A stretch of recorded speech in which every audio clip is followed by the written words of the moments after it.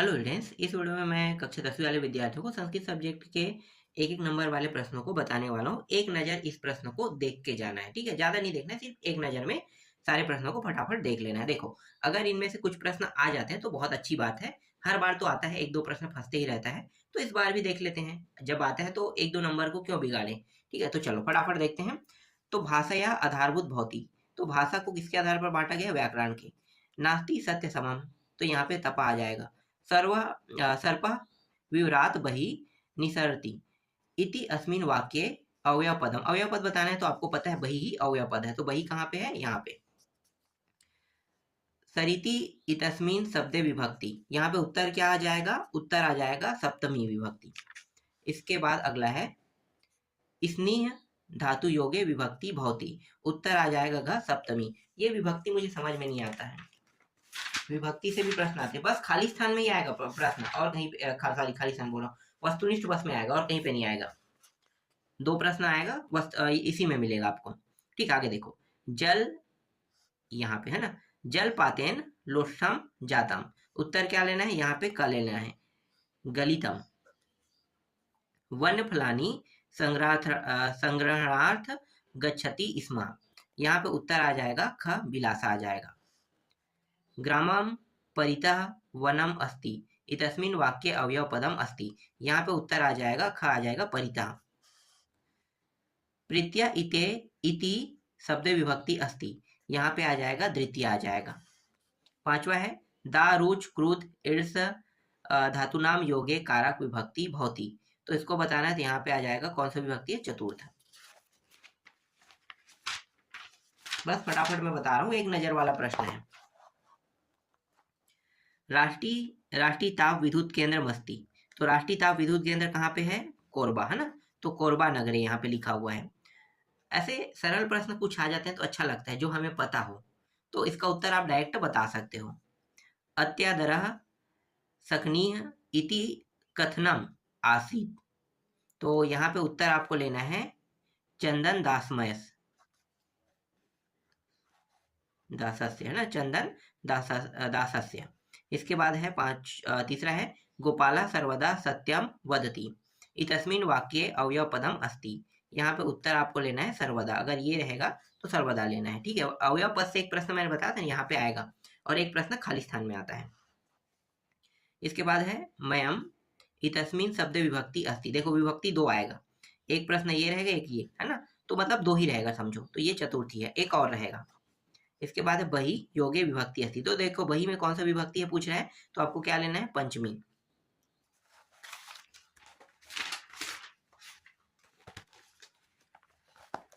जब एक एक नंबर के प्रश्नों की तैयारी करोगे और ज्यादा की, तो तुम लोग इसी प्रकार के प्रश्नों को पढ़ना, ठीक है। और कुछ प्रश्न जो सन में आए ना, वो तो आएगा ही आएगा, वहां से कुछ प्रश्न उठा देगा। तो यहाँ पे के न सर्वत्र भवति, यहाँ पे उत्तर आ जाएगा ग साधवः। प्राणेक्योस्पि प्रिय, यहाँ पे उत्तर आ जाएगा सुहृद। कविना इति शब्दे विभक्ति अस्ति ग तृतीया। सभायाम उच्चैः मा वद अस्मिन् वाक्ये अवयव पदस्मि ख उच्चैः। बहि विना रीते च योगे कारक विभक्ति भवति, तो यहाँ पे कौन सा विभक्ति है? पंचमी विभक्ति। ठीक है, अब रिक्त स्थानों की पूर्ति देख लेते हैं। रिक्त स्थानों की पूर्ति सेम ऐसे ही रहेगा, इसमें से कुछ उठा भी सकता है। तो खाली स्थान तू भाषया आधारा भवति, उत्तर आ जाएगा व्याकरण, व्याकरणम, है ना, यहाँ पे दिया हुआ, चलो व्याकरणम। खाली स्थान गुरुत्रा भूमे, तो यहाँ पे माता आ जाएगा। छात्रा खाली स्थान प्रश्नम, ये क्या है? पृच्छति है, तो यहाँ पे आचार्यम आ जाएगा। वृक्ष से खाली स्थान वानरः तिष्ठति, तो उत्तर ऊपरी आ जाएगा। देखो ये जो ऊपरी शब्द है ना, ये अवयव से, मैंने बताया था एक प्रश्न अवयव से आएगा और एक प्रश्न अवयव के वस्तुनिष्ठ में आएगा, मतलब एक खाली स्थान एक इसमें रहेगा। इसके बाद देखो, इसे देख के, उत्तर को देख के आपको पता करना है कि अवयव पद कौन सा है, ठीक है। अब हाँ, अवयव पद को कहाँ रखना है ये भी तो ध्यान देना है ना। चलो आगे देखो। अभ्यागत, अभ्यागतः इति पदे खाली स्थान उपसर्गोस्मि, क्या है? उपसर्गोस्ति है ना, तो यहाँ पे अभी आ जाएगा।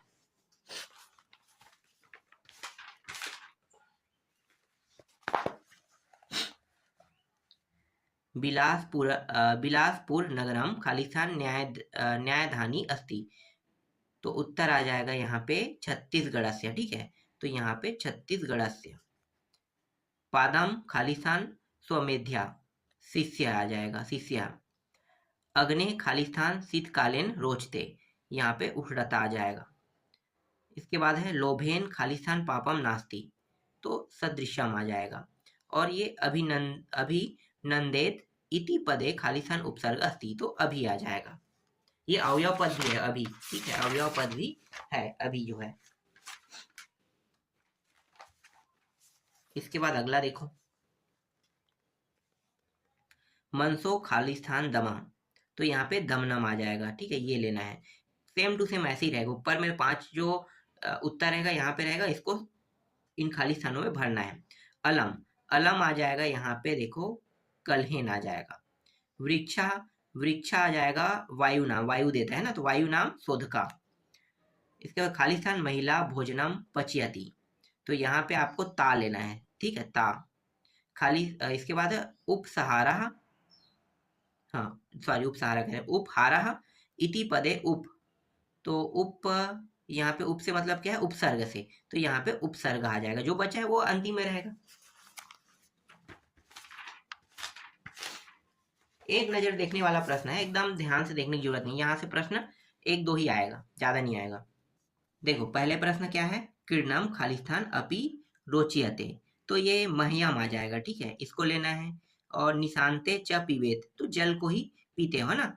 सुपुत्र इति शब्दे उपसर्गस्ति, तो यहाँ पे उत्तर क्या लोगे, सु लोगे, ठीक है, सु ही उपसर्ग है। और इसके बाद है सभायाम शांति व्यवस्था नाम खालिस्तान आरक्षका संति, तो यहाँ पे आ जाएगा कुर्तुर्म आ जाएगा। और 5वां खालिस्तान महिला भोजनम पचयति, तो बचा है उसको डाल देना है ता को।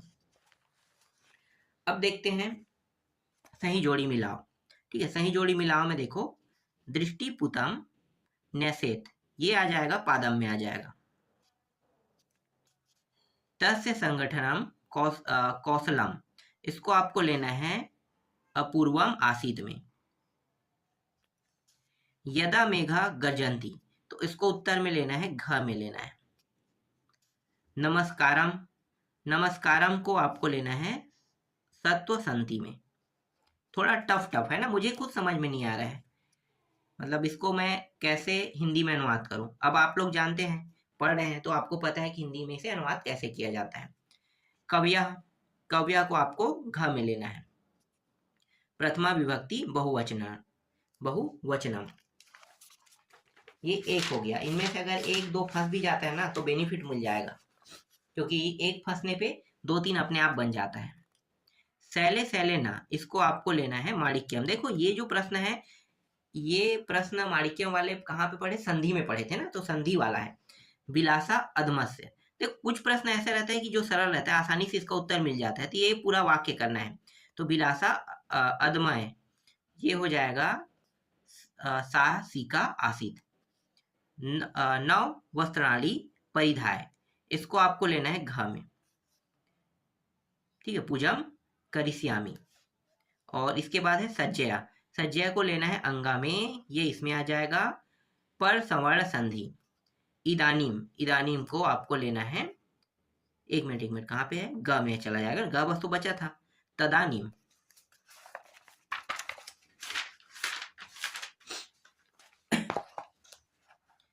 अब देखो माता दिया हुआ है, तो ये कुछ न कुछ तो होगा, जैसे संधि या कुछ तो माता गुरुता भय, देखो यहाँ पे आ गया, मिल रहा है। इसके बाद है पूर्वम, पूर्वम जो है, पूर्व मतलब पश्चात, ठीक है, जैसे सूर्य उगता है पूर्व से, पश्चात में डूबता है, इस तरीके से यहाँ पे तर्क लगाया गया है। नास्ति त्याग समय समम, तो नास्ति त्याग समम का आ जाएगा, मतलब ये त्याग सम मतलब सुखम, ठीक है, कुछ विलोम शब्द से भी शब्द भी है। विदुषी, विदुषी का तो हमेशा आते रहा है ना, तो ये विभक्ति से शब्द है, तो विभक्ति इसमें बस है, देख लो। और ये कोडवद, कोडवद जो दिया हुआ है, ये है उपसर्ग विसर्ग संधि है। चलो अंतिम देख लेते हैं। अंतिम में एतान वृक्षान, तो आरोपितवंत, तो ये आरोपितवंता में आ जाएगा। चिंता, चिंता जो है वो ग, बहुतरी, त्रिणाथ, इसमें नगरम, नगरम हो जाएगा यहाँ पे निक्सा नदी वहती। भौताम, भौताम चला जाएगा यहाँ पे षष्ठी विभक्ति बहुवचन। एक प्रश्न विभक्ति में यहाँ पे देखने को मिलेगा ही मिलेगा। सा समाजस्य, ये हो जाएगा घ। सेविका अस्ति।